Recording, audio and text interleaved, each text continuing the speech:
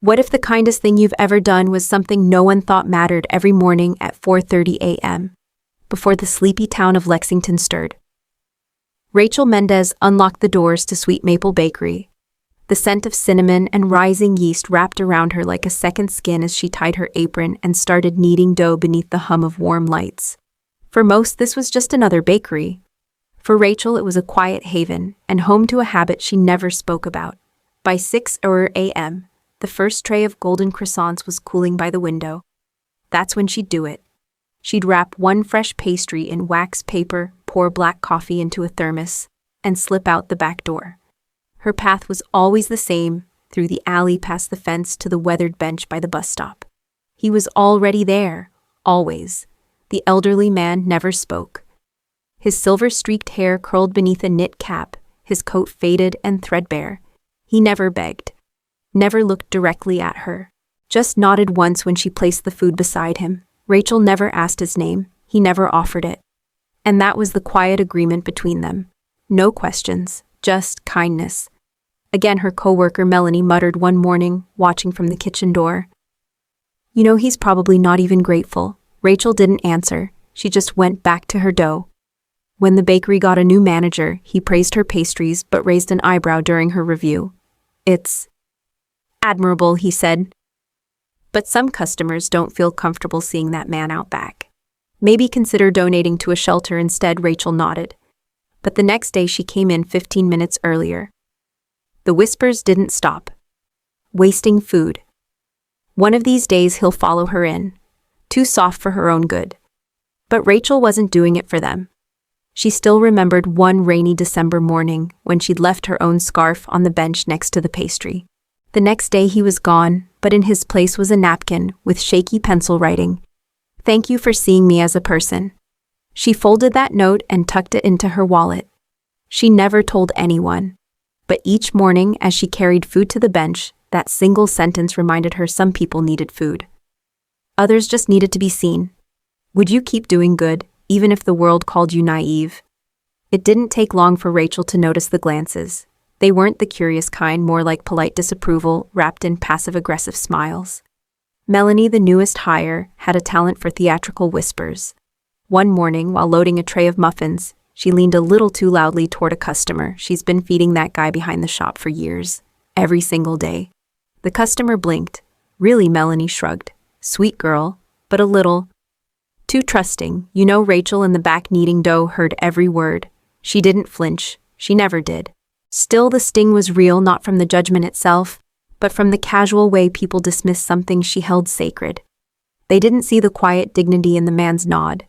They didn't understand what it meant to offer something with no strings, no explanations. Later that week, Rachel was summoned to the back office. The new manager sat behind the desk with a rehearsed expression of concern. "Rachel," he began, "we value your generosity truly, but a few customers have raised concerns about that man near the bench. They say it makes the place feel unsafe." Rachel kept her tone calm. "He's never once bothered anyone." I know, the manager replied, raising his hands. "But perception matters. Maybe you could consider channeling that kindness through a local shelter instead." Rachel smiled, politely, nodded once, and left the office. The next day she arrived 20 minutes earlier than usual. No one saw her slip out the back. No one saw her leave the coffee, the croissant, or the folded napkin with 3 simple words, "Wishing you peace." By the time Melanie showed up, Rachel was already dusted in flour and humming softly. She no longer cared who noticed. But that didn't mean the man was invisible to her. Not even close. What if the one thing you did in silence was about to echo through everything you love? 2 days before the wedding, while Rachel was checking final guest counts with the church coordinator, a courier appeared at the reception desk. "Delivery for the bride," he said, placing a plain, unsealed envelope in her hands. Her name was handwritten across the front in delicate, slanted script. Rachel Mendez. No return address. Inside a folded ivory card held just a single sentence: "Tomorrow. I will come not for cake, but to honor a debt." There was no signature. Rachel stared at the words, the breath caught in her throat. Something about the handwriting tugged at a memory she couldn't quite name. She turned the envelope over, half expecting more clues. Nothing. Clean. Anonymous. The wedding planner raised an eyebrow. Is it from a family member? Rachel shook her head slowly. I don't think so. That evening, as she and Ethan folded linen napkins at the dining table, she told him about the letter. He chuckled softly. You've made more friends in this town than the mayor. Probably just someone wanting to surprise you. She nodded, but the feeling lingered. Late that night, long after Ethan had gone to bed, Rachel sat at the kitchen table, the envelope in front of her. She traced the loop of the cursive R with her thumb. The ink looked familiar, and then it struck her. Not the name, but the feeling. The slow, deliberate care in each letter. Like someone who hadn't written often. Like someone who had once used a pencil on a napkin with trembling hands. Rachel stood up, heart thudding. Could it be? She pulled open her wallet. From the hidden flap, she retrieved the note she'd kept for years, the one left on the bench that December morning. She placed it beside the card. The handwriting was nearly identical. Rachel pressed the envelope to her chest. She didn't know who was coming. But suddenly she hoped more than anything that it was him. Would you break tradition to honor someone no one else would? The morning sun filtered softly through the stained glass windows of Lexington First Church. Inside the bridal room, Rachel sat surrounded by layers of white lace and whispered well wishes. Her hair was pinned perfectly. Her bouquet rested beside her, her heart racing. Guests had already begun to arrive, their heels clicking on the marble floor, their laughter echoing through the nave. Through the arched window, Rachel watched them file in, family, friends, bakery regulars, even her old high school math teacher. It was everything she'd planned, until it wasn't.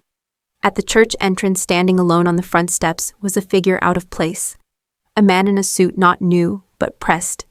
His shoes were worn but polished. His silver hair combed neatly. His frame thin but upright. Rachel rose from her chair, her breath caught. It was him, the man from the bench. Whispers began before she even stepped into the foyer. Who invited him? Is that a guest? Or, surely he's not here for the food. Rachel didn't wait. She lifted her gown in both hands and ran toward the door. Her wedding planner called after her in a panic. Photographers scrambled to follow, but Rachel only saw one person. When she reached him, she didn't hesitate. She wrapped her arms around him. He smelled faintly of soap and old paper. I still remember your eyes, she whispered. The first time I saw you, 2017. The man gave a quiet, startled chuckle. And I remember the first morning you handed me coffee without flinching. He stepped back, meeting her gaze fully for the first time. His eyes were tired, but clear, his voice stronger than she remembered. You treated me like a human being when no one else did. Rachel blinked back tears. I never knew who you were. That was the point, he said gently. I didn't want to be someone's charity case. I just wanted to feel seen. She nodded and offered him her arm. He looked down at it, surprised. You're not serious. I absolutely am. And together the bride and the man who once sat alone stepped through the heavy oak doors, just as the sound of 12 synchronized boots echoed outside. What if the people you helped in silence stood up when it mattered most? The sound was unmistakable, boots hitting stone in perfect unison. Conversation inside the church stilled as every head turned toward the entrance. Even the organist's fingers froze above the keys. The double doors swung open with precision, revealing a line of 12 Marines in full dress blues. Their coats pressed, their gloves white, their faces solemn. They stepped into the church in flawless formation, the rhythmic thud of their steps echoing like a heartbeat across the pews. Gasps rippled through the crowd. Some guests stood, others whispered in confusion. Rachel's breath caught. At her side, the man straightened ever so slightly, his spine instinctively remembering the posture of discipline. The lead Marine halted at the center aisle and turned crisply to face the bride. His nameplate read, Duncan. With one swift, practiced motion, he brought his hand to his brow in a perfect salute. Ma'am, he said, his voice carrying with quiet authority on behalf of Alpha Company. 3rd Battalion, 5th Marines, we are here today to honor the woman who kept one of our own alive. Murmurs surged through the congregation. Rachel looked from Captain Duncan to the man beside her, who now stood with his head bowed humbly. Duncan continued, turning slightly to gesture at him. This is Sergeant Samuel Keene. In Fallujah 2004, he saved 9 Marines during an ambush carrying wounded comrades 4 blocks under fire, returning again and again, though injured himself. He was awarded the Silver Star, which he never claimed. He paused, his voice catching ever so briefly. After losing his wife and daughter in a car crash in 2016, Sergeant Keene disappeared. He withdrew from the Corps, declined his VA benefits, and became by choice a ghost. A stunned hush fell over the room. No one saw him for years, Duncan went on. No one. Until a baker in Lexington placed a croissant and a coffee on a bench every morning for 6 years. Without fail, without questions, without recognition. He turned back to Rachel, lowering his salute. Rachel Mendez, you didn't just feed a man. You preserved a Marine. The 12 Marines moved as one, stepping aside to form a silent, dignified honor guard, ushering her and Sergeant Keene toward the altar. What would you do if the nobody you fed turned out to be a legend? Rachel's heels clicked softly as she walked down the aisle, not alone, not with her father, but with Sergeant Samuel Keene on her arm. The sanctuary was utterly silent, save for the steady breath she tried to keep under control. The honor guard of Marines stood like statues, eyes forward, back straight. Among them, Captain Duncan stepped ahead once more, holding a velvet shadow box with reverent care. We brought this, he said gently, presenting it to Rachel. He never claimed it, never even mentioned it. But he earned it, every bit of it. Inside, nestled in dark satin, was a silver star and a faded photograph. The image showed a younger, battle-worn Sam carrying a bloodied Marine through a war-torn street. In the distant corner of the frame, partially obscured by dust and smoke, stood a younger Duncan, limping and watching. Duncan pointed to himself. That Marine was me. A murmur broke through the pews. He carried me out after I took shrapnel to both legs, Duncan said, voice now tight with emotion. Then he went back 8 times for others. Rachel turned to look at Sam. His head was lowered, shoulders stiff. I didn't want to be a hero, he murmured. I couldn't be. Not after I lost my family. I walked away from all of it because I didn't deserve a second chance. Rachel placed a hand over his. You never stopped being one. You just forgot. He looked at her, eyes clouded, yet vulnerable. You never asked who I was. Never treated me like something broken. You never acted like you were, she said simply. Duncan nodded toward the pews. Everyone here whispered when you invited a stranger. But today they'll remember the day a Marine stood tall again. Because of a woman who chose kindness. Sam tried to speak, but the words tangled in his throat. He simply lifted the shadow box to his chest and nodded once deeply. The moment held. And then someone clapped. Just once, then another. Soon the church echoed with the sound of standing applause. Not for the war, not for the uniform, but for the unseen bond between 2 souls who saw each other when no one else had. If you were given one last chance to feel human, who would you choose to walk beside?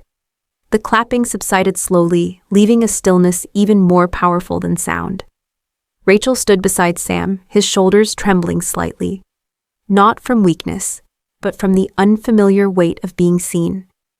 Captain Duncan stepped forward once more. Ma'am, he said to Rachel, we'd be honored to escort you to the altar if it's your wish. Rachel looked up at Sam. Actually, she said softly, I'd like Sergeant Keene to walk me the rest of the way. Sam blinked, caught off guard. Rachel, she smiled. You've walked through worse than this. He let out a choked laugh, the corners of his mouth twitching towards something unfamiliar hope. The 2 linked arms again. This time the entire room rose in unison.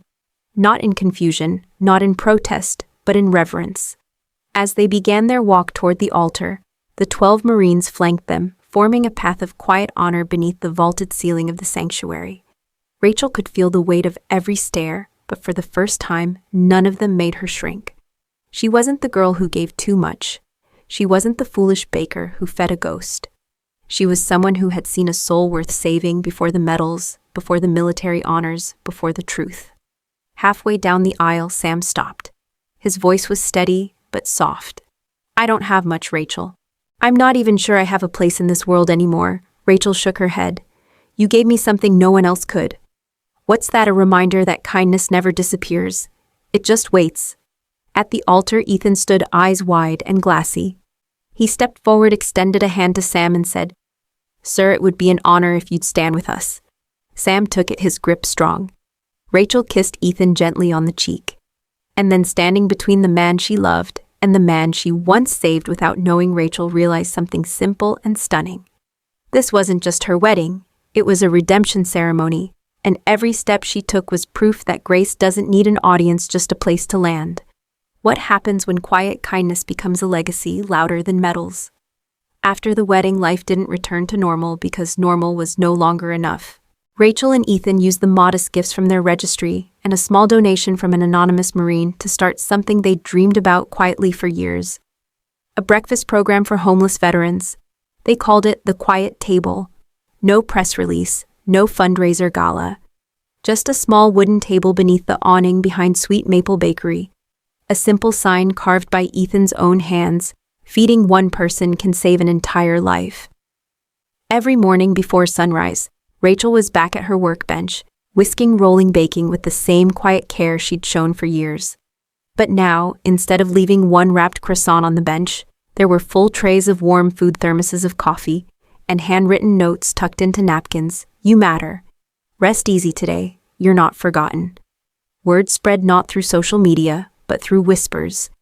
Veterans passing stories of the baker who listens and the firefighter who built the table. Some mornings they had 5 visitors, some mornings 20. No one was ever turned away.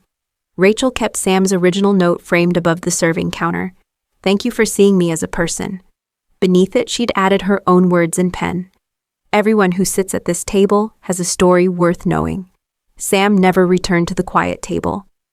But each month without fail, Rachel received a postcard. One from Arizona, one from Colorado, one from a fishing town in Maine. No return address. Each carried the same message scrawled in steady ink. "Every breakfast is a salute. Thank you, Rachel." Captain Duncan visited one day and told her Sam had finally accepted his VA benefits. He was in therapy, he'd found housing, he'd reconnected with old friends. It took a croissant and a scarf, Duncan said with a soft smile, to bring a hero home. Rachel didn't respond. She only placed a fresh plate of food on the table, smoothed the napkin, and lit the small candle they kept for mornings that felt heavy. It flickered once, then held steady. Like memory, like grace. What if the only thanks you needed came from someone finding their way back? The postcards kept coming. Once a month, always unsigned, always postmarked from somewhere new. Rural towns, coastal cities, even one from Alaska. Rachel began pinning them on a corkboard above the quiet table, right next to the hand-carved sign. Each card carried the same simple message in familiar, deliberate handwriting. "Every breakfast is a salute. Thank you, Rachel." She never asked for more. And Sam never gave it. But that was their unspoken agreement from the beginning. No expectations, no explanations. Just presence. One early morning in spring, as Rachel arranged fresh biscuits and coffee, she noticed a young man in a worn army jacket, standing just beyond the edge of the awning. He hesitated. She smiled and waved him over. He ate silently at first, then finally said, "A guy at the shelter in Omaha told me about this place. Said if I ever got lost again, Lexington was where people remember you." Rachel nodded. They remembered him. A man who taught me that kindness doesn't need to make noise to make history. The man studied her for a long moment. Then quietly, he added his postcard to the board. Blank on the back. Just his name in the corner. Miles. Word of the quiet table spread not because Rachel sought attention, but because the veterans who came felt dignity again. No one asked their story unless they chose to share it. No one rushed them to finish or judged the clothes they wore. Even Melanie, the former skeptic, returned one weekend. She didn't say much, just rolled up her sleeves and helped brew coffee. Later that morning, as Rachel wiped down the table, Melanie lingered by the corkboard. "I used to laugh at this," she admitted. "Now I think it's the only thing in town that really matters." Rachel just smiled. She knew now that some debts aren't paid in money or medals or public praise. Some are paid quietly with biscuits, with postcards, and with the simple act of never letting someone vanish again. And in each fading stamp, in each scribbled line, Rachel found the proof that what she built wasn't a charity, it was a lifeline. What if the people who stood for you became the family you never saw coming? 1 year to the day after Rachel walked down the aisle with Sergeant Samuel Keene at her side, she and Ethan arrived at the quiet table before sunrise, just as they always did. But that morning something was different. 12 men were already there. Not in uniform this time, but in jeans, flannel shirts, and baseball caps. Some leaned against the fence, some sipped from steaming mugs. Each one held a single flower, lilies, carnations, wild daisies, pulled from roadside fields. Captain Duncan stepped forward and offered Rachel a small sunflower. "We thought we'd return the favor," he said. "Today we're not here to honor a Marine. We're here to honor the woman who never stopped showing up." Rachel's throat tightened. Ethan placed a steady hand on her back as Duncan continued. "We've decided to take shifts. Serve here. Clean, cook, whatever you need. This table's not just yours anymore, it's ours." Rachel looked at each of them, the same men who had stood in rigid formation at her wedding now. Softer, human weathered. Brothers in arms, and now in service. "I thought I was just feeding one man," she said quietly. Duncan shook his head. "You reminded all of us what it means to be seen." Inside the bakery, Melanie wiped tears as she watched through the window.